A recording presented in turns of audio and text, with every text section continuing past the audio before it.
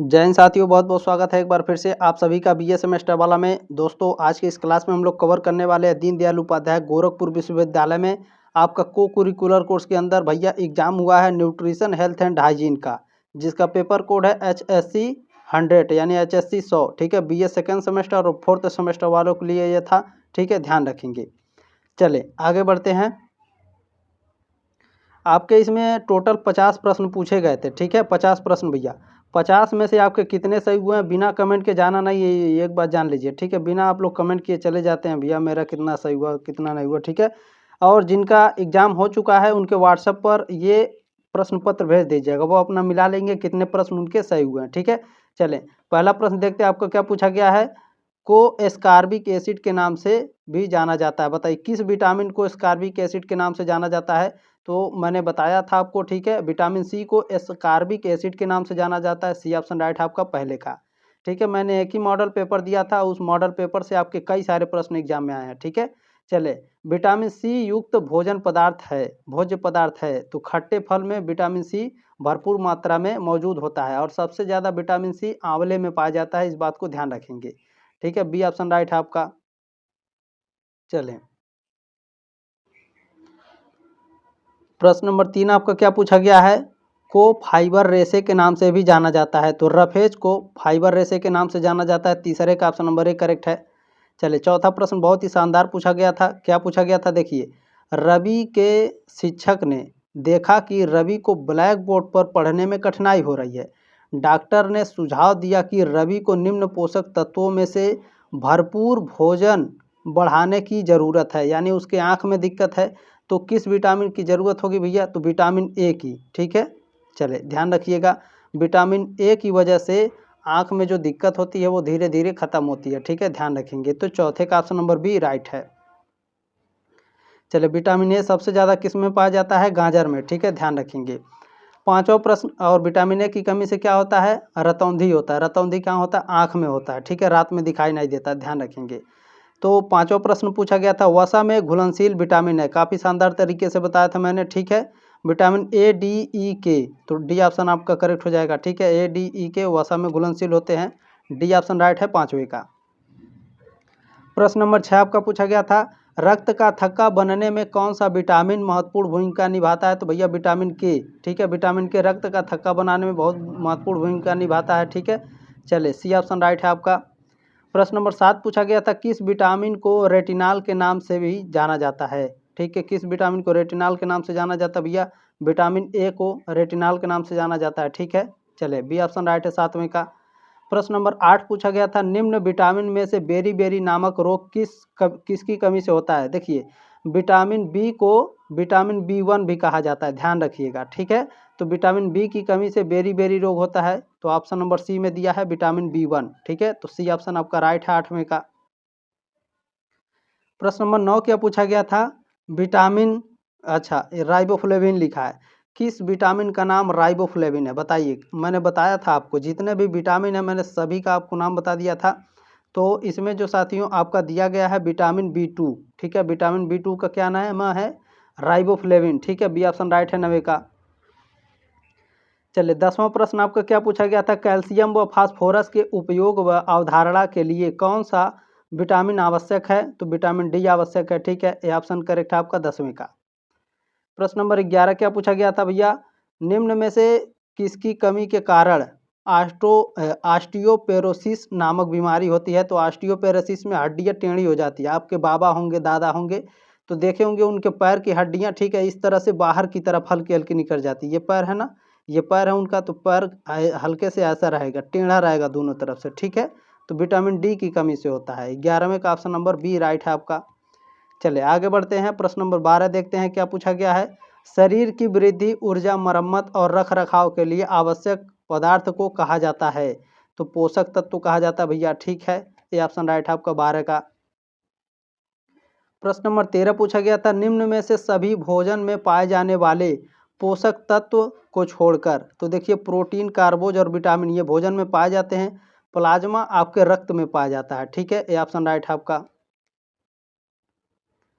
चलिए प्रश्न नंबर 14 क्या है आपका, शरीर को ठीक से कार्य करने के लिए जिस खनिज की आवश्यकता होती है वह है, तो देखिए कैल्शियम है, ठीक है, ये ऑप्शन राइट है आपका 14 का। प्रश्न नंबर 15 क्या पूछा गया था, ऊर्जा की एक इकाई है तो कैलोरी, ठीक है भैया, बहुत जल्दी जल्दी बताएंगे।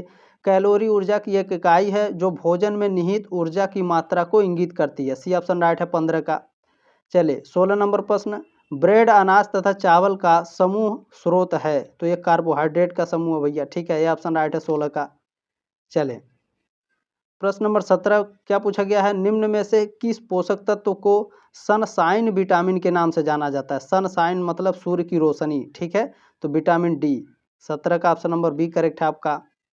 प्रश्न नंबर 18 क्या पूछा गया था, स्वस्थ प्रतिरक्षा प्रणाली, यानी आपको पूछेगा जब हेल्दी इम्यूनिटी सिस्टम, तो वहाँ विटामिन सी हमेशा रहेगा, ये बात ध्यान रखिएगा, ठीक है।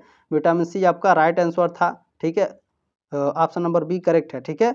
स्वस्थ प्रतिरक्षा प्रणाली और मजबूत संयोजन ऊतक के लिए किस पोषक तत्व की आवश्यकता होती है, विटामिन सी की, ठीक है। चलिए ध्यान रखेंगे, हेल्दी इम्यूनिटी की बात करेगा तो विटामिन सी आपका हमेशा रहेगा, उत्तर में ध्यान रखेंगे। 19 नंबर प्रश्न पूछा गया था, आयरन की कमी से, आयरन की कमी से क्या होता है, एनीमिया रोग हो जाता है, बी ऑप्शन राइट है आपका 19 का।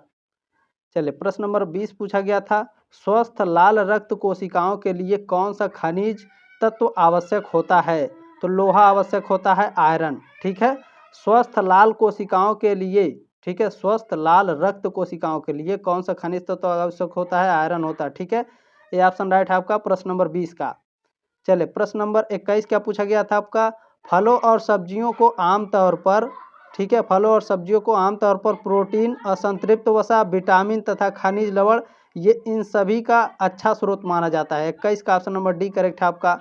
चलिए आगे बढ़ते हैं, प्रश्न नंबर 22 देखते हैं क्या पूछा गया भैया, अंडा, दूध और मांस को आमतौर पर, ठीक है, प्रोटीन, ठीक है, अंडा, मांस और दूध को आमतौर पर प्रोटीन के अच्छे स्रोत के रूप में वर्गीकृत किया गया है, ठीक है, 22 का ऑप्शन नंबर बी करेक्ट है।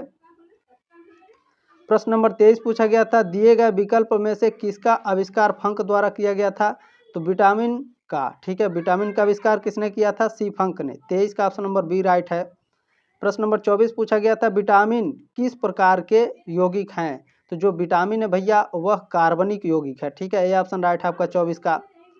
प्रश्न नंबर 25 क्या पूछा गया था आपका, मानव शरीर के किस अंग में विटामिन ए का संचयन होता है, तो यकृत में भैया, ठीक है, लीवर में विटामिन ए जमा होता है। 25 का ऑप्शन नंबर बी राइट है। चले 26 नंबर प्रश्न पूछा गया था, कौन सी प्रजाति टाइफाइड बुखार का कारण बनती है, तो यहाँ ध्यान दीजिएगा, देखिए मैं इसके वायरस का नाम बता रहा हूँ, सल्मोनेला टाइफी नामक बैक्टीरिया होता है, तो ठीक है, सल्मोनेला टाइफी नामक बैक्टीरिया है, तो यानी ऑप्शन नंबर बी करेक्ट है आपका, ठीक है, ध्यान रखेंगे 26 का बी ऑप्शन राइट है। प्रश्न नंबर 27 है, टीकाकरण तकनीक किसके द्वारा विकसित किया गया, एडवर्ड जेनर के द्वारा, डी ऑप्शन राइट है आपका 27 का। प्रश्न नंबर 28 क्या पूछा गया था, रक्षात्मक भोजन, ठीक है, प्रोटीन, कार्बोहाइड्रेट, विटामिन और खनिज तत्व ये सभी से मिलकर बना होता है, ठीक है, 28 का डी ऑप्शन राइट है आपका। प्रश्न नंबर 29 क्या पूछा गया था भैया, संतुलित आहार में उच्च स्रोत होते हैं, संतुलित आहार में उच्च स्रोत किसके होते हैं, आहार में सभी पोषक तत्वों का संतुलित रूप होता है, ठीक है, चलिए ध्यान रखेंगे डी ऑप्शन राइट है 29 का। प्रश्न नंबर 30 पूछा था, स्थूल पोषक तत्व हैं, स्थूल पोषक तत्व कौन होते हैं भैया, कार्बोहाइड्रेट, प्रोटीन और वसा, ठीक है, डी ऑप्शन राइट है आपका। प्रश्न नंबर 31 क्या पूछा गया है, कार्बोहाइड्रेट की अतिरिक्त मात्रा शरीर में जाकर परिवर्तित हो जाती है, किसमें परिवर्तित हो जाती है भैया, ग्लाइकोजन में, ठीक है, कार्बोहाइड्रेट की अतिरिक्त मात्रा शरीर में जाकर किसमें परिवर्तित हो जाती है, ग्लाइकोजन में, सी ऑप्शन राइट है 31 का। प्रश्न नंबर 32 क्या पूछा भैया, 32 नंबर प्रश्न है, रफेज स्थूल पोषक तत्व, सूक्ष्म पोषक तत्व और गैर पोषक तत्व भोजन है, ठीक है, डी ऑप्शन राइट है आपका। चलें ध्यान रखेंगे, रफेज भोजन में क्या क्या आते हैं, तो ये मेवे वगैरह आते हैं, ध्यान रखेंगे, ठीक है। चले 33 नंबर प्रश्न आपका क्या पूछा गया है, तत्काल ऊर्जा, त्वरित ऊर्जा भोजन से मिलकर प्राप्त होता है, तो सरल कार्बोहाइड्रेट, ठीक है, बी ऑप्शन राइट है आपका। प्रश्न नंबर 34 क्या पूछा गया है, 1 ग्राम कार्बोहाइड्रेट से कितनी कैलोरी ऊर्जा निकलती है, तो लगभग 3.75 किलो कैलोरी ऊर्जा, ठीक है, तो आपका 4 हो जाएगा पूरा, ठीक है, 34 का ऑप्शन नंबर बी राइट हो जाएगा, ठीक है, चले ध्यान रखेंगे। प्रश्न नंबर 35 क्या पूछा गया था, विटामिन, ठीक है, बताइए विटामिन की कमी के कारण पेलाग्रा हो जाता है, किस विटामिन की कमी के कारण होता है? तो विटामिन B3 की कमी के कारण होता है। ठीक है, 35 का ऑप्शन नंबर सी करेक्ट है, विटामिन B3। चलिए, प्रश्न नंबर आपका 36 पूछा है। 36 नंबर प्रश्न पूछा गया है, निम्न में से कौन सा खनिज शरीर के पानी के संतुलन को बनाए रखने में सहायक होता है? बताइए भैया, कौन होता है? तो सोडियम होता है, पोटेशियम होता है और क्लोराइड होता है। ठीक है, सोडियम, पोटेशियम और क्लोराइड। ठीक है, ध्यान रखेंगे, आपका इसमें दिया नहीं है, बाकी सोडियम दिया है, तो बी ऑप्शन राइट है आपका 36 का। ठीक है, चलें, प्रश्न नंबर 37 पूछा गया, शरीर के निर्माण खंड हैं, तो प्रोटीन की वजह से शरीर का निर्माण होता है। ठीक है, 37 का बी ऑप्शन राइट है। प्रश्न नंबर 38 क्या पूछा गया है, शर्करा में पाया जाने वाला भोज्य तत्व है? शर्करा में देखिए, इसमें आपका कार्बोहाइड्रेट में पाया जाता है। ठीक है, सी ऑप्शन राइट है आपका। चलिए, प्रश्न नंबर 39 पूछा गया है, प्रोटीन के मुख्य स्रोत हैं। प्रोटीन के मुख्य स्रोत हैं मछली, मांस और अंडा। ये ऑप्शन राइट है 39 का। प्रश्न नंबर 40 पूछा गया था, जल में घुलनशील विटामिन है, विटामिन बी और सी। ठीक है, ये ऑप्शन राइट है 40 का। प्रश्न नंबर 41 पूछा गया था, एक व्यक्ति से दूसरे व्यक्ति में फैलने वाले रोग कहलाते हैं संचारी रोग भैया। ठीक है, ये ऑप्शन राइट है 41 का। चलिए, प्रश्न नंबर 42 क्या पूछा गया था आपका, निम्न में से कौन सा रोग गैर संचारी बीमारी का उदाहरण है? यानी बिना संक्रमण से, खांसने छींकने से नहीं फैलता है। तो कैंसर, मधुमेह, ठीक है, डायबिटीज, कैंसर, हाइपरटेंशन। हाइपरटेंशन मतलब ब्लड प्रेशर। ब्लड प्रेशर आपका गैर संचारी रोग में आता है, मधुमेह यानी डायबिटीज और कैंसर भी। ठीक है, डी ऑप्शन राइट था आपका 42 का। चलिए, प्रश्न नंबर 43 क्या पूछा गया था, एड्स तथा डेंगू बुखार उदाहरण हैं। किसके उदाहरण हैं? संक्रामक रोग के। ठीक है, बी ऑप्शन राइट है आपका। प्रश्न नंबर 44 आपका क्या पूछा गया है, निम्न में से कौन संक्रामक बीमारी नहीं है? देखिए, डेंगू क्या है, संक्रामक बीमारी है, टाइफाइड भी और कुकुर खांसी भी। स्कर्वी विटामिन सी की कमी से होता है। ठीक है, मसूड़े फूल जाते हैं और आपके मसूड़े से खून आते हैं। विटामिन ई की कमी से होता है। विटामिन ई की कमी से क्या होता है? मांसपेशियों में कमजोरी आ जाती है। सी ऑप्शन राइट है आपका 45 का। प्रश्न नंबर 46 पूछा गया था आपका, स्कारलेट ज्वर रोग का कारण है? क्या है भैया? तो स्ट्रेप्टोकोकस पायोजेंस है। बी ऑप्शन राइट है आपका 46 का। प्रश्न नंबर 47 क्या पूछा था, खाद्य जनित। बताइए, खाद्य जनित भैया, खाद्य जनित संक्रमण विषैलापन तब होता है जब कोई व्यक्ति रोगजनकों वाले भोजन का सेवन करता है। ठीक है, सी ऑप्शन राइट हो जाएगा आपका 47 का। प्रश्न नंबर 48 पूछा था, खाद्य जनित बीमारी के कारण हो सकते हैं। खाद्य जनित बीमारी के कारण खाद्य विषाक्तता, खाद्य एलर्जी, अनुचित भोजन प्रबंध प्रक्रिया। ठीक है, डी ऑप्शन आपका राइट हो जाएगा 48 का। चले, ध्यान रखेंगे। प्रश्न नंबर 49 पूछा गया था, रोग उत्पन्न करने वाले सूक्ष्म जीवों के लिए प्रयुक्त सामूहिक शब्द है? क्या है? पैथोजेंस है। ठीक है, ए ऑप्शन राइट है आपका 49 का।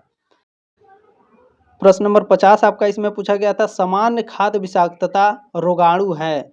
तो क्लास्ट्रीडियम और साल्मोनेला दोनों है। ठीक है, डी ऑप्शन राइट है आपका, ए और बी दोनों। ठीक है, आपके कितने प्रश्न सही हुए हैं कमेंट बॉक्स में बताइएगा। इस प्रश्न पत्र को आगे जरूर शेयर करेंगे, सब्सक्राइब जरूर कर लीजिएगा। ठीक है, ताकि अगले सेमेस्टर में भी आप हमसे जुड़े रहें। चले, मिलते हैं जल्दी आपके नेक्स्ट मॉडल पेपर में, तब तक के लिए जय हिंद, वंदे मातरम।